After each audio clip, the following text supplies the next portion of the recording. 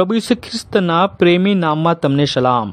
પવિત્ર બાઇબલમાં યોહાનને લખેલી સુવાર્તા તેનો 16મો અધ્યાયના 21મા વચનમાં પ્રભુ ઈસુ ખ્રિસ્ત આ પ્રકારે કહે છે કે જ્યારે સ્ત્રી પ્રસવ વેદનામાં હોય છે ત્યારે તેને શોક થાય છે, કેમ કે તેનો વખત આવ્યો છે. પણ બાળકનો જન્મ થયા પછી જગતમાં એક માણસ જન્મ્યું છે, તેના આનંદથી તે દુઃખ તેને ફરીથી યાદ આવતું નથી. પાપમાં જન્મેલો મનુષ્ય પોતાને એક સાધારણ વ્યક્તિ સમજે છે અને તેના પતન વિશે કંઈ પણ સમજતો નથી, જેનો અંત નરકમાં થાય છે. ઘણા લોકો તો પોતાને નાસ્તિક સમજીને આ જગતથી પોતાની આંખો બંધ કરી લે છે. પણ દેવે તો પોતાના વિષયનું જ્ઞાન બધા જ પર પ્રગટ કર્યું છે.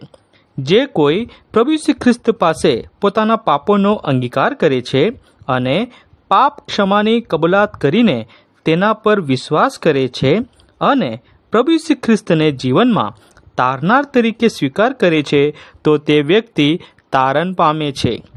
જેને પાપોની ક્ષમા મેળવી હોય તો શું તે પાછો પાપ પર પ્રીતિ કરશે? નહીં ને. જેને પાપ ક્ષમા મેળવી આ દુષ્ટ જગતમાંથી પોતાને અલગ કર્યો છે અને જગતને પાપ ક્ષમા પામવાનો માર્ગ એટલે કે પ્રભુ ઈસુ ખ્રિસ્તના સુસમાચારને પ્રગટ કરે છે, તેનાથી તો જગત દ્વેષ રાખે છે અને તેને દુઃખ અને સતાવ પણ આપે છે. આવા પાપ ક્ષમા મેળવેલા વ્યક્તિનો પરિસ્થિતિને પ્રભુ ઈસુ ખ્રિસ્ત એક પ્રસવ વેદનામાં પ્રસાર થનારી સ્ત્રીની સાથે કરે છે, જે પોતાના દુઃખ, આંસુ, દર્દને તે સમયે ભૂલી જાય છે અને આનંદ કરે છે.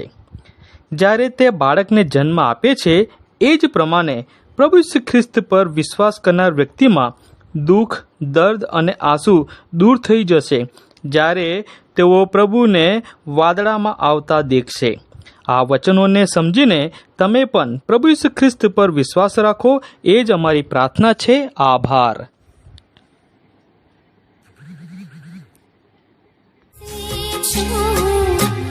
तरस छिपावो